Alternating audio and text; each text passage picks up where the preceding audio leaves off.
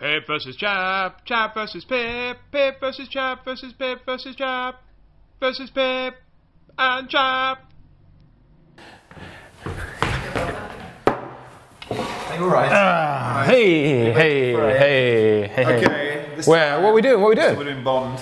Bond? Oh, James Bond. Is it the first one we've done? We're Yeah, I think so. If the sky falls and it crumbles. That was a very good Adele. That was really good. Yeah, so we're doing Skyfall. The latest, unless we're doing this, unless Spectre's already come out when someone's watching. So Well, if we're clever, we'll be doing this like just before Spectre comes out. So are we clever? I don't know if we're very clever. It might not work out that way. But Skyfall. Let's you be less racist this time, because the last one we did of these, you were really racist. That's assuming we keep them in this order. Every other word was a racist abuse. So this is a slipcase. Shall we? Yeah. What's in the slip? Same thing. That's really disappointing. I find it when there's a slipcase and it's the same image. I find that one of the weird things about it, I don't even know really what the DVD. disappointing. I don't know what the DVD is. It's a Blu-ray. No, but it has like a Blu-ray and it has a DVD and it has a digital. Yeah. No, I don't. I think that was just something when they were trying to get people to pick up Blu-rays that they thought maybe baby steps for you. Maybe just kind of one step at a time. So you can watch it on your Blu-ray, you can watch it on DVD, but you can watch it in your brain. In your brain. Digitally download it into your brain. Like in a Johnny Mnemonic. Yeah. Is that what you're thinking? Straight into your Mnemonic. That'd be nobody. I hate Johnny Mnemonic. Anyway, so do you love it or do you hate it? I hate it. Oh, I love it. Hate. Oh, that's good. That's good. That's good. All right. Okay. Shall I say why I hate it? Do you want to start? No.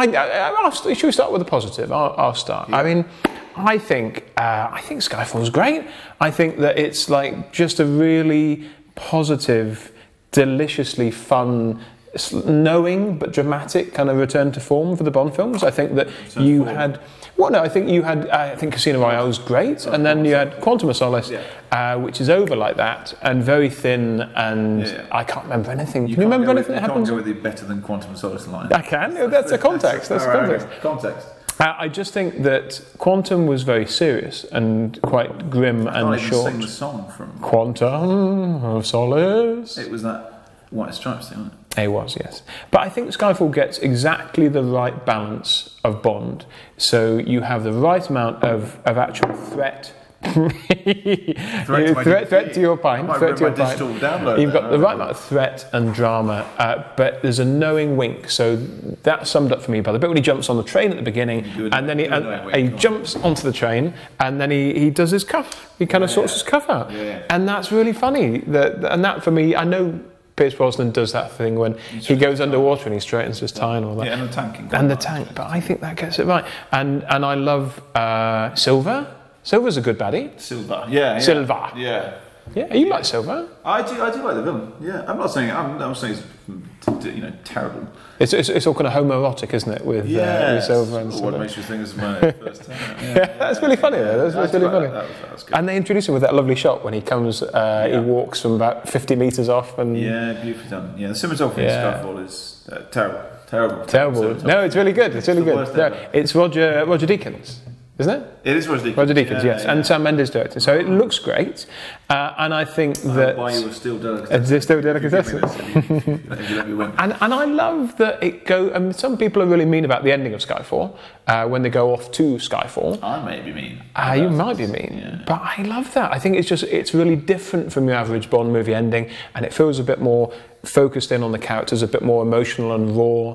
And when M dies, spoilers, when M dies, you really do get a kind of emotional payoff, and I think that's really good. But she is replaced by the sexiest actor who ever lived, and many people say I look a bit like. Who said that? Who's ever said that? Genuinely, people. There's been nobody who said that. Been there. You look like Ray Fiennes. Yeah, people have said Is this kind of Schindler's List Ray Fiennes? Is that what we say? And Eamon Goeth. You like Schindler's List? I think he's great. Schindler's List. Yeah. No, I know that's English patient era. That's you. That is English patient era. Ray Fiennes. Okay. I do like it. I think what you're forgetting there is that, I mean, I think it's Skyfall. I love it too. I do like it, but I think it's actually worse than people think it is. I think we're all seduced into the idea that it's wonderful. It's with the Olympics. Yeah. It was a mega hit. It gets that weird thing of feeling very modern, but also feeling quite 60s. It is a kind of it appeals to quite a lot of different ages in that way. It seems to appeal across the sexes. I hope I'm not making an assumption, but it seems to appeal to women as much as men, as Bond is perhaps more of a human character. Yeah. But it also it does have problems, Skyfall, doesn't it? My big problem with Skyfall, it doesn't have another really big action set piece after the opening. I like Bond from action. I like the bit down the River Thames. I like the bit where Roger Moore flips the thing in midair. I like the bit where he pretends. What are you talking about now? Oh, right, okay. You're talking about different movies now. Yeah, I like the bit where Roger Moore pretends to be a statue of Roger Moore so he can kill Christopher Lee. Does that happen? Yeah, at the end of The Man with the Golden Isn't he like a cardboard cutout or something? Yeah, I like that bit. I like all that. And then Skyfall. Talk about Skyfall. Yeah, Skyfall has that, and I do like the London sequence, but in truth, the London sequence isn't much of an action sequence. And the ending, you know, it works metaphorically, and it looks the visuals of it are very unusual. And it works as an end of the story, but it isn't a very exciting action sequence. It isn't very well structured, and it isn't particularly involving. So it has its issues. It also has a fundamental problem. It doesn't make any sense, guys. It doesn't make any sense. Oh, it's a great plan. No, Silver's got a great plan. It's a great plan. What is it? You know, the plan is to. He wants to be caught so that he can escape. He knows that M will be. He's going to mess with them and escape.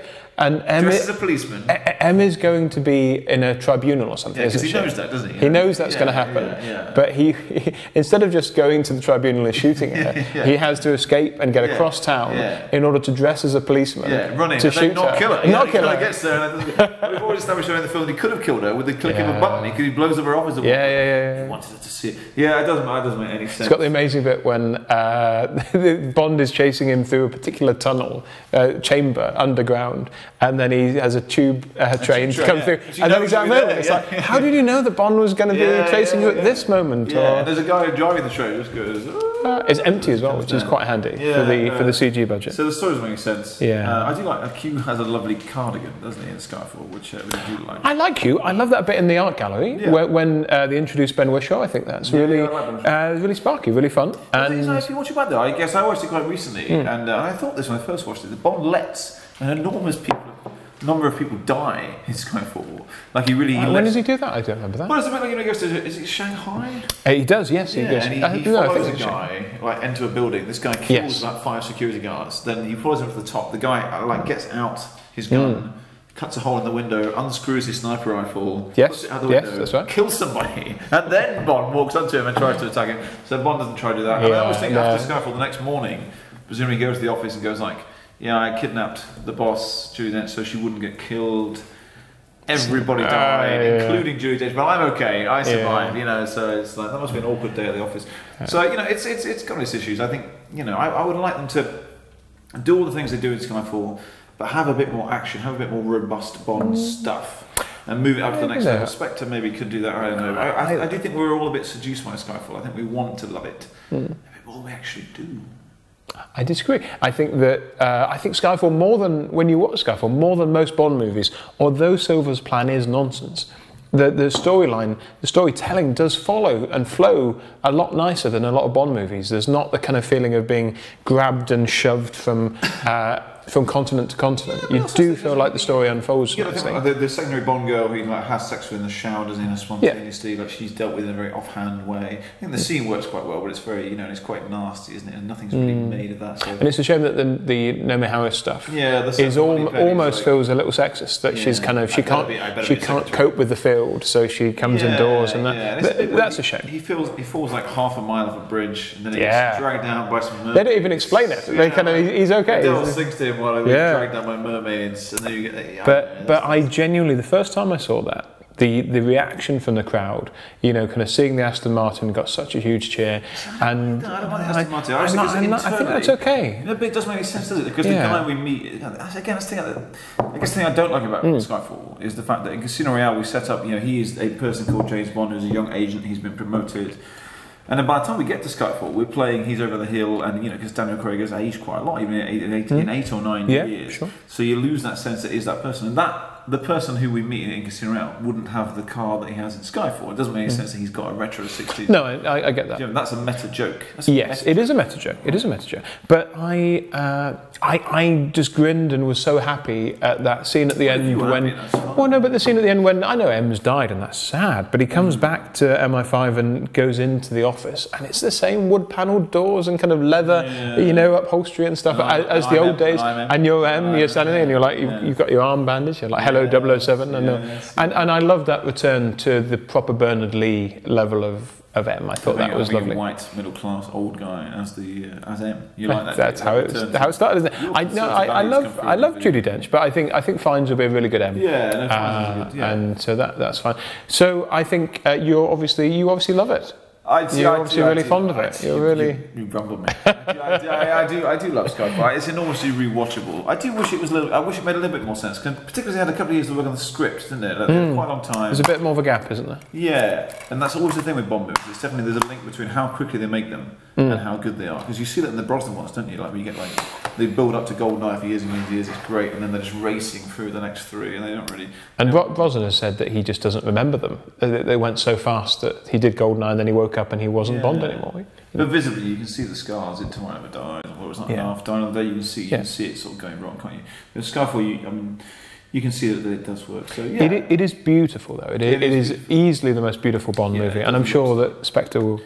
Yeah, and it tries some genuine sort of cinema. It tries some genuine cinema, doesn't it? Like the bit where Silver walks into the shot, or the editing of the London sequence. Or the bit where he goes to the casino and it's done in one shot as they walk between, isn't it? It tries some actual grace. That's lovely, actually. The sound in the casino bit when they're overhearing each other, that's all lovely. It's got that Komodo dragon bit, which is really naff. Yeah, the Komodo dragon bit's really not good. That's not good. He's sitting in a bar and he's wearing a jumper that's far too tight. I didn't notice that. No, but you'd like that, wouldn't you, if he was in a tight jumper? Well, yeah. You quite like that's true, yeah. It is. I mean, I think, for me, Daniel Craig is the best of all the Bonds, without doubt, and this is the...